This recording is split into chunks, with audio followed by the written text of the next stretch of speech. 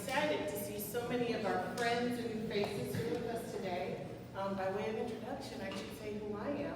But first of all, I just want to acknowledge that we're here, so you know you're in the right place, and we know we're in the right place, to acknowledge and celebrate our park heroes. And we're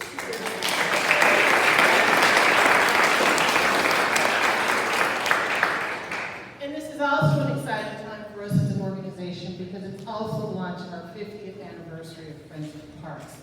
And just to test, because none of us really remember anything about 1975, so I'll just let you Google for yourself what was going on in 1975. But as a historic marker, one of the things that we want to make sure is on the top of your list is that Friends of the Parks was founded. And I should actually say who I am. I am here for Friends of the Parks. And my name is Boathouse, and I am chair of the board of Friends of the Parks. And on behalf of all of the deeply committed board members and dedicated staff, I welcome them. And I would like to take this moment to acknowledge the tremendous, amazing, inspiring board colleagues who are here with us today. And I'm going to call you by name so you can stand up and wave so everyone knows who you are. Fred Bates.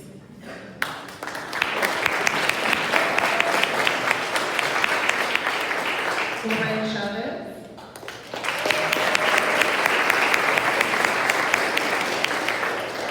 Thurman Foreman.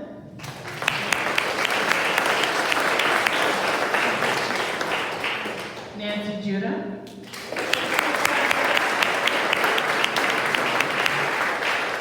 Pete Lecky.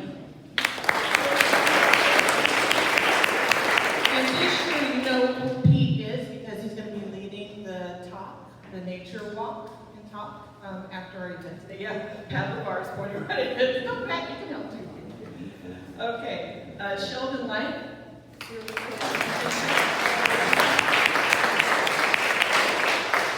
Troy McMillan.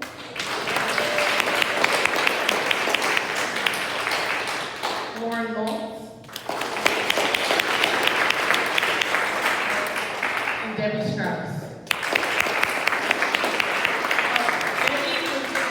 There's Debbie. Debbie, can you, yeah, everyone here. Hi, Debbie.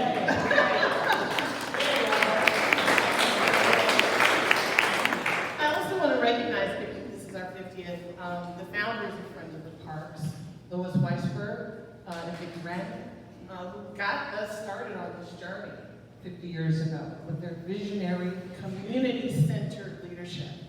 And the work started in earnest, I would like to say. One of the key founding locations is Jackson Park, where you had a group of community members who wanted to make sure that our parks in the city of Chicago were being funded equitably, were being maintained equitably, and were a reflection of the rich diversity of the city of Chicago. So we're really great that they got to start. You'll be hearing more about these important points about our history as we move through our 50th year, but I did want to make sure that I acknowledge them today. In terms of my own personal journey to Friends of the Parks, just really briefly, I got involved because I had children who were starting to learn baseball. And they didn't know that you should throw baseballs outside and not at windows and doors. And so we had to get outside. We had to find a park. We had to find open space. And so that was Midway Plaisance in the Hyde Park community. And we got involved by responding to a call to form a Park Advisory Council. And through that, a journey began that continues to this day, where I was able to reach out to the resources and the amazing people at Friends of the Parks to help get me and our Park Advisory Council grounded in how do we do this? What do we do? How do we ask questions? Where do we go to get our needs met? How do we make sure that we're operating in a transparent way? How do we make sure, how do we do bylaws, right? Friends of the Parks was the go-to organization for that. And Friends of the Parks began the Park Advisory Council that we're celebrating today as part of our Park Heroes work. So just to kind of lay out what our goals are as an organization, Friends of the Parks works to stimulate and further public interest in parks and recreation and in the preservation of park and recreation resources in the greater Chicago area. We also seek to educate the residents of the Chicago area to the values of quality parks and recreation and conservation services. We also work to disseminate information concerning the activities and interests of the organization and to encourage study and research related lady there too. Ending with the position. Whatever.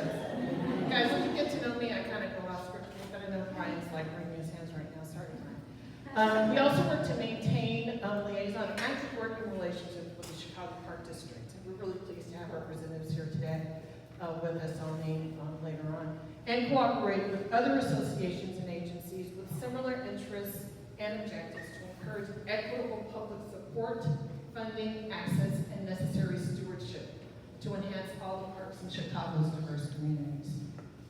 All of these points that really are guiding our 50th anniversary this year, thank you for that ring, is undergirded by Friends of the Parks mission, which is the following. Friends of the Parks mission is to inspire, equip, and mobilize a diverse Chicago to ensure an equitable park system for a healthy Chicago. Healthy parks for a healthy Chicago. We implement this work by following our vision and value statement that helps to ensure that we remain in alignment with this mission. Here with our vision, Friends of the Parks envisions a well-balanced Chicago park system protected by Chicagoans, for Chicagoans, to advance the individual, community, public, ecological, and economic health and well-being of our city. And we believe that a healthy park system is equitably distributed and resourced, contributes to inclusivity and democracy.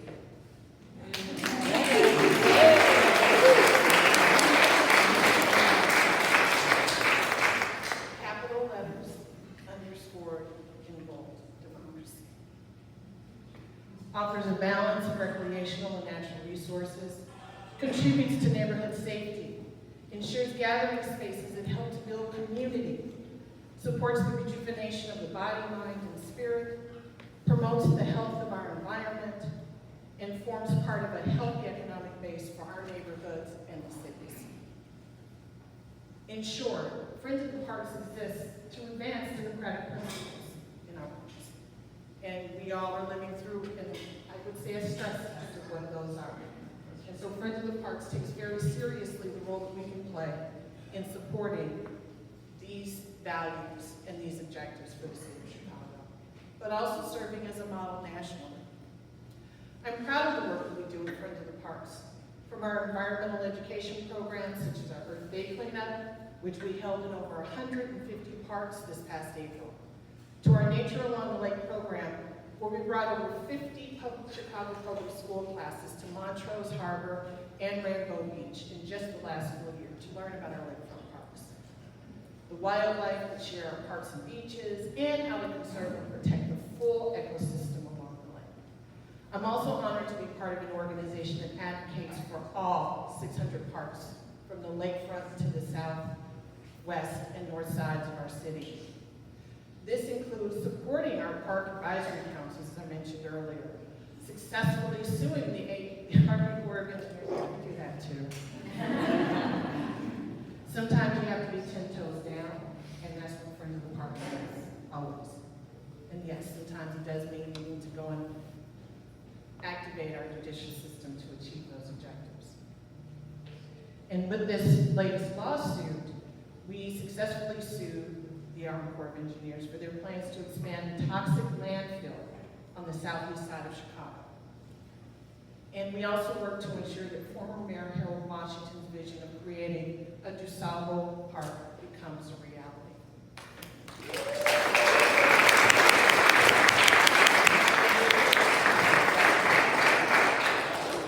But we couldn't do this without each and every one of you. Although we are honoring individuals and organizations today that are deserving of special recognition, you all are park heroes. You are what makes our city great, what allows our parks to thrive. And I look forward to continuing to work with you, along with my colleagues on the board, as well as the amazing staff held by Brian Wednesday. And I look forward to ensuring that we work to create an equitable and just park system in Chicago. I want to thank Superintendent of the Chicago Park District, Carlos Ramirez Rosa.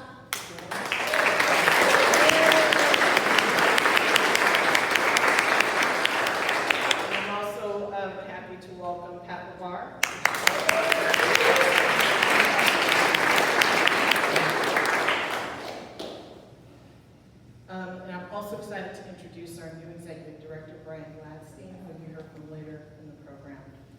Now, before I turn the mic over to my co-hosts, esteemed, powerful, amazing co-hosts, Troy, Lauren, and Nancy later, I did want to just ground us with a little bit of history, some data points. Oh my God, you have a picture? Oh my God.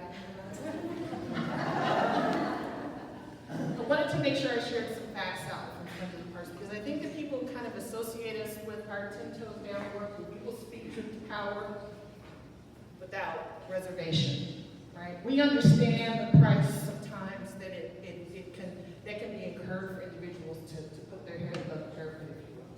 And Friends of the Parks takes very seriously the importance of us showing that. And so I wanted to make sure, as we're also thinking about our 15th year, that I share some data points in our history that may have gotten faded into the kind of understanding of how the park systems works, but Friends of the Parks was there pushing to make these things happen. If we do our work well, actually, we don't know that we did it, right? But if we don't turn our own corner, and now's the time, and you're a captive audience, so here we go. So, 1975, in an article entitled "A Slow Death for the Parks," writer Jory Graham shares her desire for a Chicago group to watch over the parks. Lois Weisberg and Vicki Randy respond by forming Friends of the Parks. I'm just pulling from some data from data points. We're going to go through a time machine really quickly.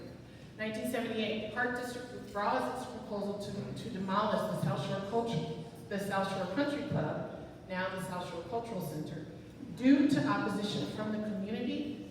And I want to give a shout out to Kay Clement, who's one of the leaders in that effort, and Friends of the Parks. 1980, Friends of the Parks initiates development of local park advisory councils to involve the public in spending federal dollars into the Urban Park and Recreation Recovery Program. In 1982, at the annual Park District budget hearing, Friends of the Parks presents findings from a year-long study of the nation's parks budgets. Friends of the Parks stresses the need for data support to ensure that citizens throughout the city receive an equitable share of park resources. 1987, the Park District Board of Commissioners adopts a playground restoration program recommended by Friends of the Parks. All 500 children's playgrounds are earmarked for safe, soft surfaces and redesign. 1993, Friends of the Parks completes a 2-year study to identify recreational needs. Recommendations include new program initiatives, staff changes, improved program marketing, and solicitation of community input. Just going ahead to 2002, Friends of the Park sponsors a program called Nature is a Classroom, which brings 20 classes in 8 schools to Montrose Harbor to learn it in an outdoor setting. 2007, Friends of the Parks launches the new last 4 miles of the lakefront initiative by holding design charrettes with citizen involvement on the south side. 2012, the inaugural Walter Netsch lecture series launches with a significant request from the estate of Don Clark Netsch, and it goes on. And I have this one that's doing the additional reading. But this is just to say that these achievements occurred because Friends of the Park showed up, because it wanted to ensure equitable parks for a healthy Chicago. So now at this point, it's now my pleasure to introduce 2 of my fellow board members, as I mentioned earlier, Troy McMillan and Lauren Moult, as we honor this year's volunteers in the Parks Awards.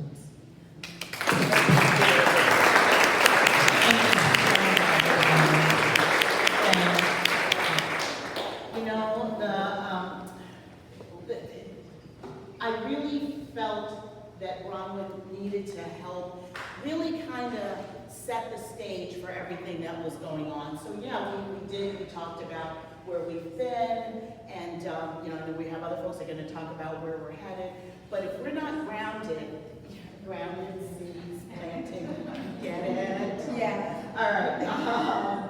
Then we don't really know where we might have challenges and where we need to go from there. So thanks again for that. I really appreciate it. So I'm Troy McMillan, you already know. I'm proud to serve on the board of directors of Friends of the Parks, and actually this is my second go around.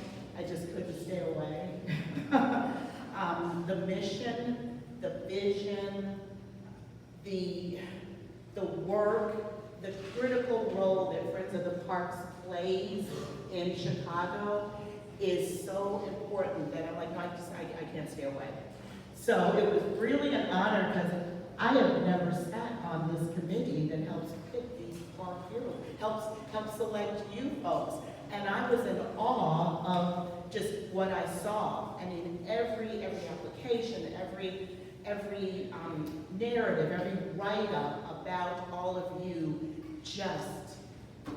I'm tired just thinking about the work that you folks did, okay, and continue to do. So it is an honor to be part of the committee that helped pick this year's Park Heroes. So every time we do hold the ceremony, yeah, they let me come to the ceremony. I wasn't able to come, so. I'm more in awe of the work that's done every day in the parks and our open spaces and everything that you folks contribute to make the city of Chicago a healthy, thriving place for folks to go. All right, so parks are a beacon of hope because it says it right here on this piece of paper, but it's true. We're where we meet our neighbors, we're where we play. Parks are where we commune with nature, where we talk to other people. I mean, go walk in a park, it's a good thing. So as a board member, though, I enjoy meeting very passionate park lovers, okay? And as a North Sider, yes, I'm over there on the North Side. Yeah, and shout out to the North Side. Woo! Okay. As a North Sider, I especially love connecting with our South Side Park people. You know, love them, love to reach across the, can I say aisle or park or river or lake or, reaching across, it's a good thing. So in doing that, I love connecting and seeing what South Side Parkers are doing.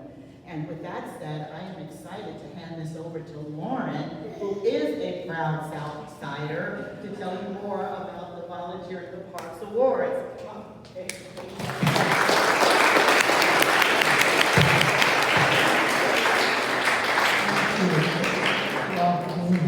As I am a proud Southsider and Hyde Parkers, and I come from a long line, my name is Lauren Molly, by the way.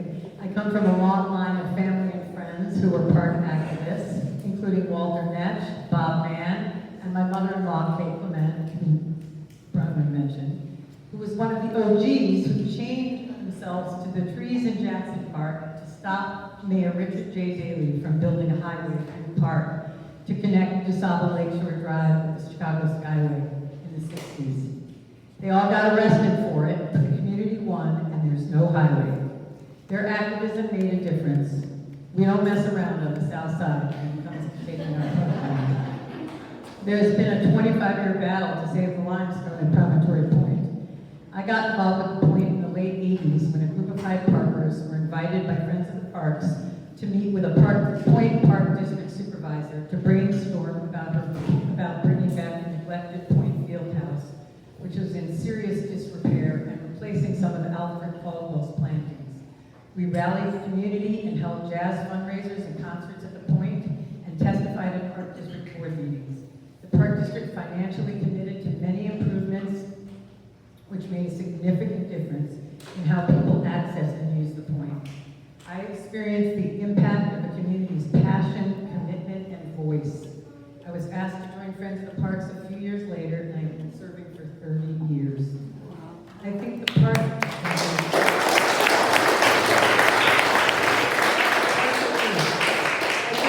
heroes we are honoring today embody the spirit of passion and commitment to their neighborhood parks and make the city a better place to live.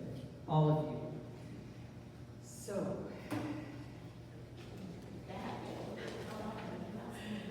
this year, we received nearly 100 nominations for the Volunteers in Parks Award. Our committee had a difficult time to deciding who to award because all the nominations were extremely impressive. After several meetings using a thoughtful criteria, we were able to narrow down the nominations and eventually award people and organizations with this year's awards. I want to thank everyone who sent in a nomination, and I also want to thank Agnes Satiowan for leading us through the process.